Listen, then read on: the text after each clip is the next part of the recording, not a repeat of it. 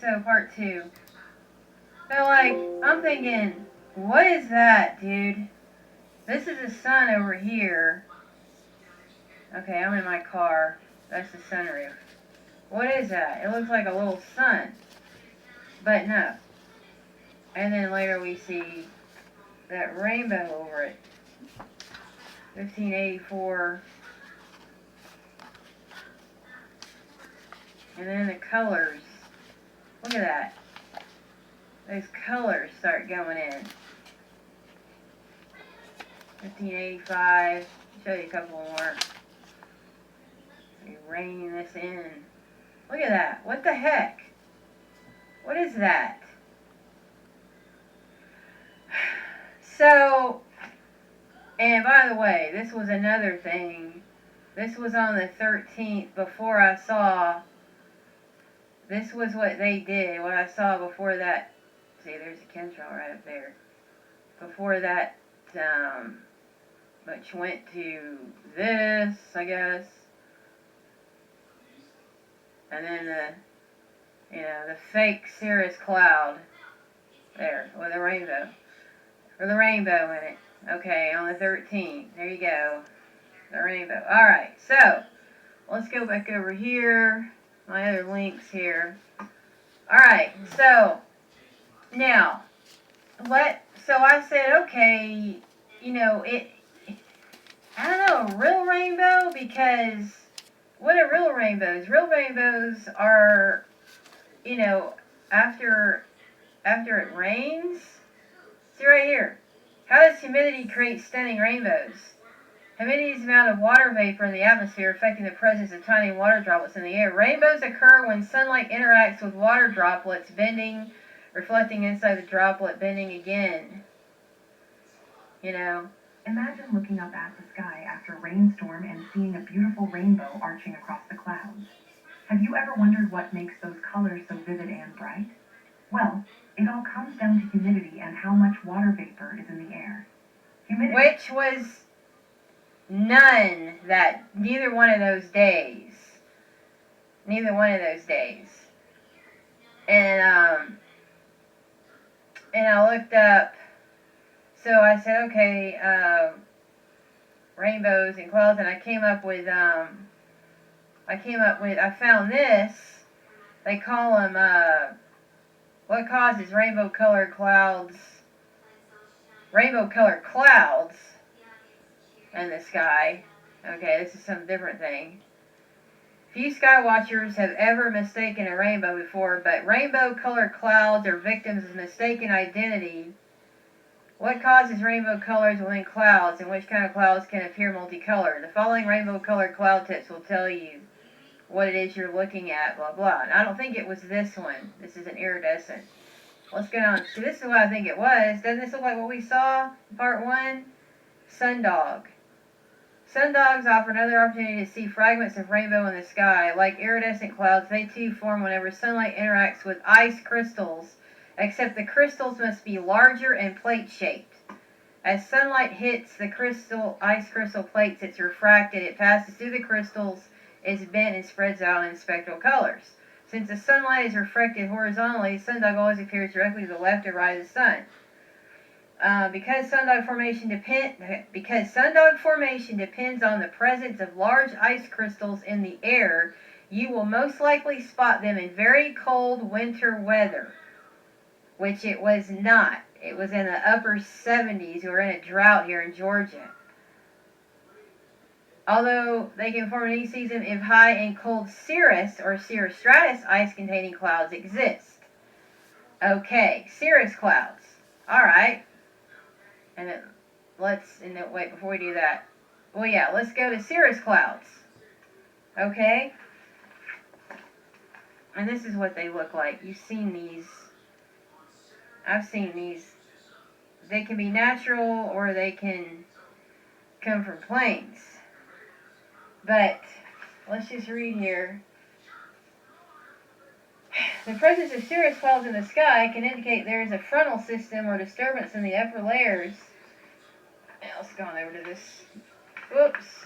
To this note I had underlined. Cirrus formation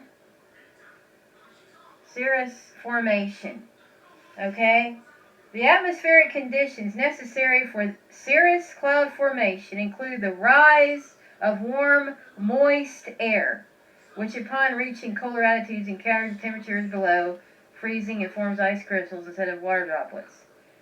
But, however, there was no moist air on either one of those days because of the humidity. And I can show you what the humidity levels were. Why are cirrus clouds important for meteorology? Cirrus clouds are a key indicator in weather forecasting. Although they don't produce precipitation themselves, their presence can mean that a warm front or disturbance is approaching, which could bring rain. They are the first clouds that appear before a storm, anticipating changes in the atmosphere. They are likely preceding a series of clouds that can eventually cause rain. Generally, the sequence of a frontal system begins with the appearance of cirrus clouds. Oh, but guess what? There was no rain on the way. Neither one of those days. And now here they're calling these rainbow clouds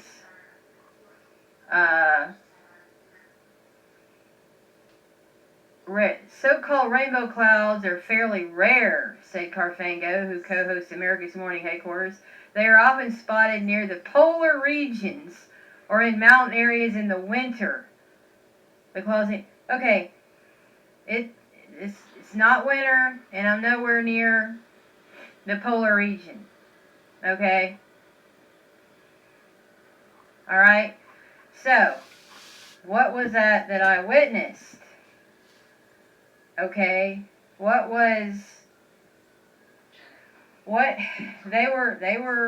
were some kind of rainbow. But let me tell you why. Okay, we're not just speculating, I'm proving you why they're not rainbows. Just eliminate by the process of elimination. They're not a rainbow because they're not a regular rainbow because the colors aren't bright enough, but there was no rain. Okay? And they're not even the sundogs because those were fake cirrus clouds. Those were not real cirrus clouds that it was in. And because you remember they said these are seeing the formation depends on the presence of large ice crystals in the area. Most likely spot them in very cold winter weather, which it wasn't. Although they can form if there's cold cirrus clouds, but those were not real cirrus clouds, because real cirrus clouds form when warm, moist air. So let's go over here. Sorry. Right here. And this is for November the 13th, where I live. Okay, November 13th, right here, November 13th, and they're going to give us a humidity. Humidity, 36%. Now, that's low. Not enough humidity for that cirrus cloud, and there was no, it was a Thursday on the 13th. Friday, sun. Saturday, sun. Sunday, see, no rain in sight. And now, we'll go to the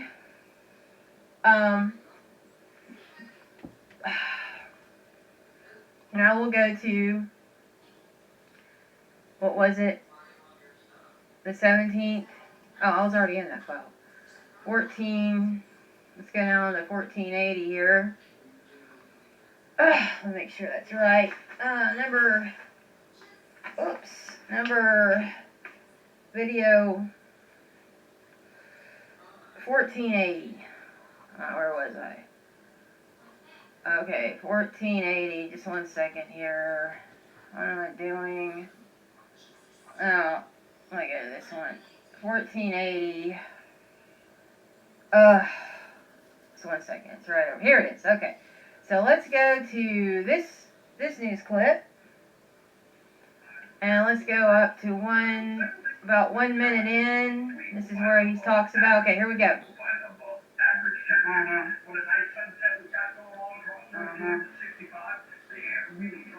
Look at that. 21% humidity for the other day. 17th. 21% humidity. See? Ain't no.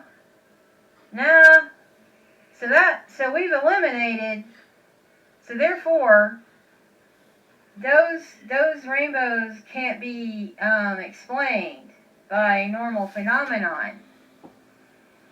Okay, what were they? Some kind of chemicals. Most likely ice, plate shape, large, whatever it was they dumped in there. Okay? Cirrus is a genus of high cloud made of ice crystals. Cirrus clouds typically appear delicate and wispy. Yeah, we know what they look like.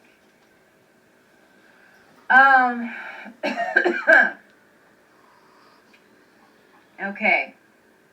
And that was my point there. And we looked at the comparison graphs. Okay, and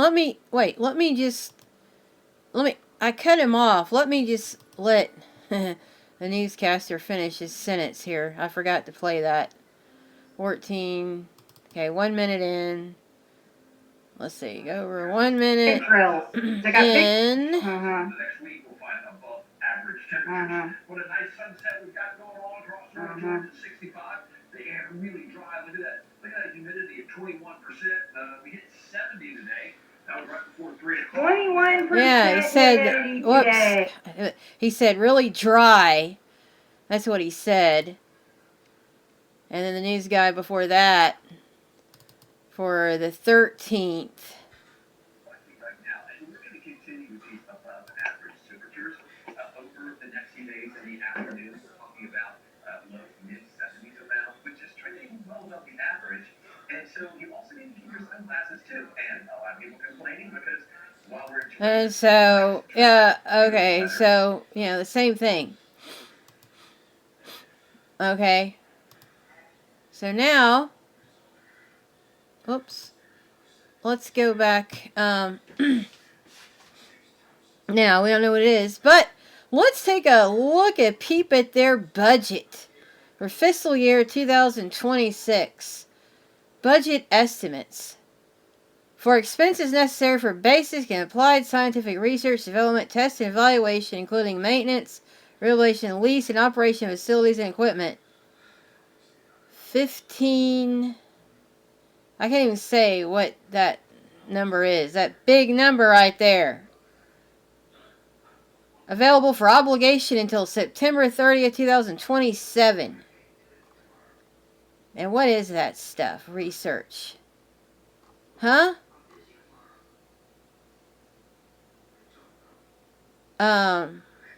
Here we go.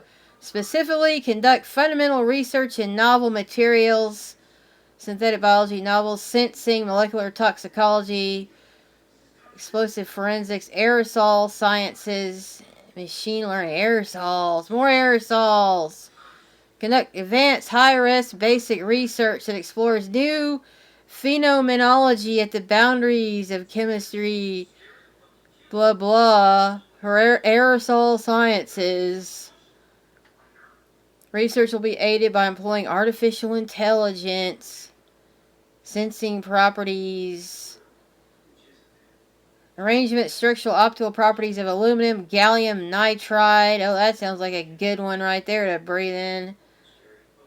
Nanoridge, waveguide, laser structures, UV spectrum, design bioelectronic synaptic system capable of neuromorphic computing capabilities to examine dynamic physiological profiles in stress response. What the hell is that? That sounds like a person. If successful, enable a novel mechanism for stress classification and human performance monitoring. No, thank you. Get the fuck out of our business. Let's see, what else? Excuse my language. I just can't stand these people. These places you don't need to go. This is God's territory, and he's gonna frickin' kick their ass for this. He does not like people playing God. Wavelength laser structures. Turnable broadband photodielectron via the construction of two-dimensional blah, blah, blah. We'll explore artificial intelligence machine learning techniques to dynamic model social networks. What the hell does that mean? Research in atmospheric science seeks an in-depth understanding of complex atmospheric boundary layer associated with high-level resolution meteorology, transport dispersion, optical properties, and characterization of chemical and biological aerosols. I mean, that sounds like a lot of freaking crap. Electromagnetic acoustic energy. Oh, this is a spy, I'm sure. Spy. They can't get enough of it. Aerosol transport of the atmospheric boundary layer.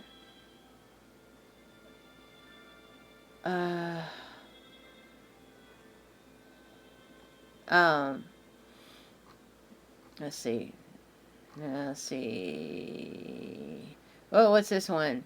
Spectrum sensing and geolocation. Curving wireless data around obstacles. Quantum radio frequency for electromagnetic warfare. Human AI interactions. Large amounts of data for human consumption, blah blah. Now let's skip over here to a video that I came across from this guy's channel. He's really good. This guy's got a really good camera. I gotta give him credit. I need to get mine out. Start filming these suckers. Let's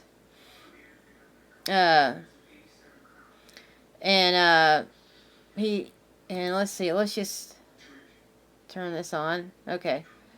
Get past this. Here we go. He takes some really good pictures.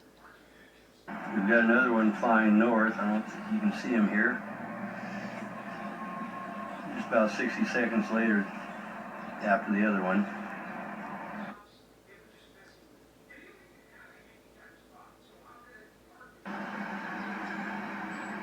Still flying east.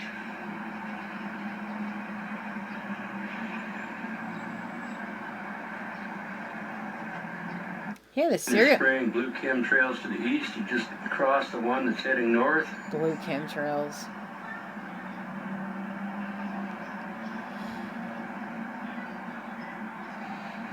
Hold still, pilot.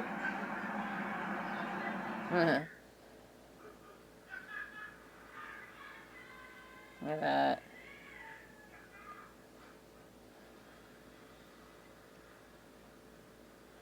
Oh, he had that. This plane is spraying toxins to the north.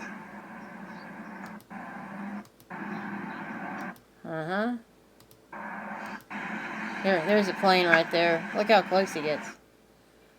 Look at that. There it is. Look at that crap. Up close.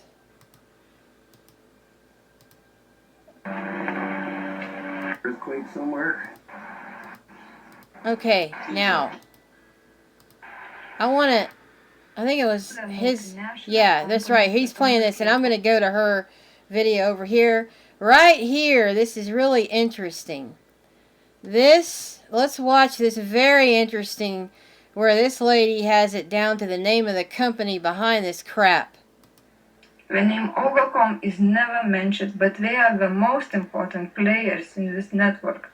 They take care of logistics of dumping chemicals by commercial airlines in Poland and Southeast Asia. Hi, this is Alenka Vacek from Poland with again a very important message. You know, the New World Order and the Bilderberg elite is experimenting on the Polish people and others in the world. They own the multinational companies that only care for big profit and do not mind the human life. I worked for one of these companies called Olgacom Global from 2007 until 2009. Olgacom is not dumping the chemicals but manages the distribution network that help big chemical companies like Royal DSM and Chinese Sinochem release waste in the air by commercial airlines and do geoengineering experiments on the population. I believe that Dutch Prince William Alexander and Dutch Secretary Henk Bleeker are important lobbyists for this international Olgacom project. They travel all around the world under the name of sustainable development and clean water projects. In this video I show you the facts so you can decide for yourself that this is not true. The Olgacom airplanes are flying over every day and making us sick. They must be stopped before it's too late. You can see here the Olgacom website. They look like normal company in airline catering. That's their cover. Olgacom was established in 1989 by Patrick and his grandson Ulrich Tretiakov. Olgacom does not really sell airline food, they are much bigger than that. I know this from facts. In November 2003, Olgacom signed contract with Polish chemical company Czech Group. In November 2010, China signed a €1 billion trade agreement with Poland. The detail of the deals was not made public.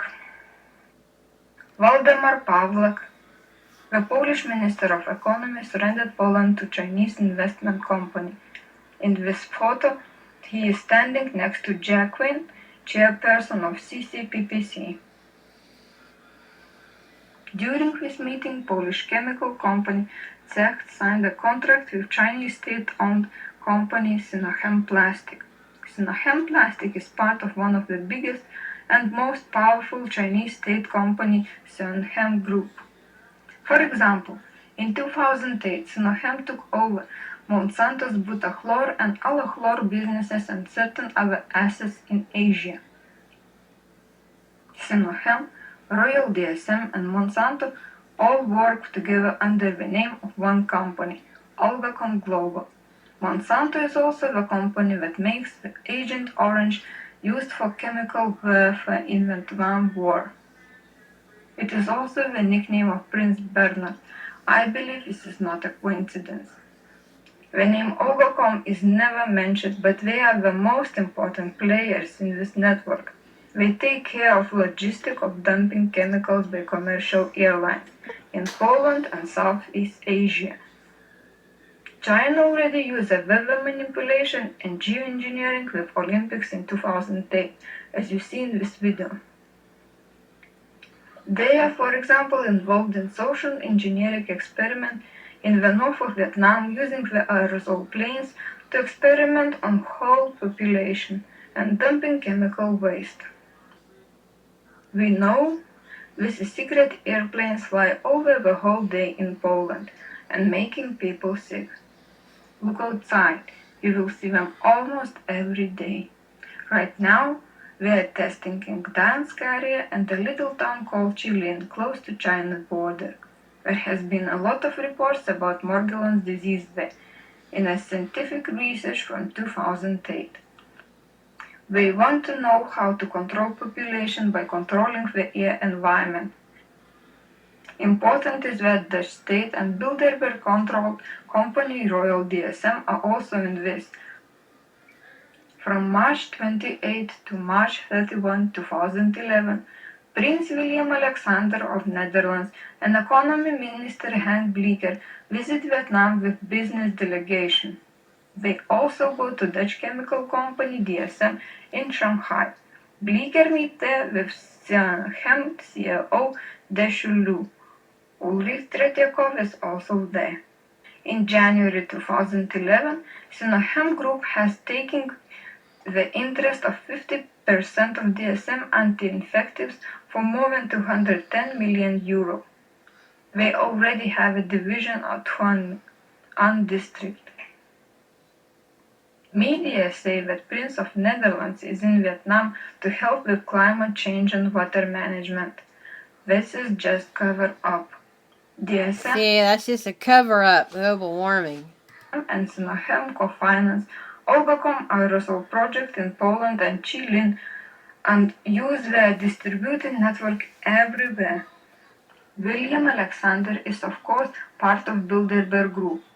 See here proof that he was at 2009 meeting, and friend of Obama who visited on 11 September 2009. His mother Queen Beatrix and grandfather Prince Bernard was important leaders for the New World Order that the elite banks and the company rule this world. They are too scared of overpopulation and chaos and disease for their own profit. These companies want to have monopoly over anti-infectives for the disease that they cause and make a lot of money instead. Please help me bring the Olgacom project to attention. Yes, and I'm going to cut it off here.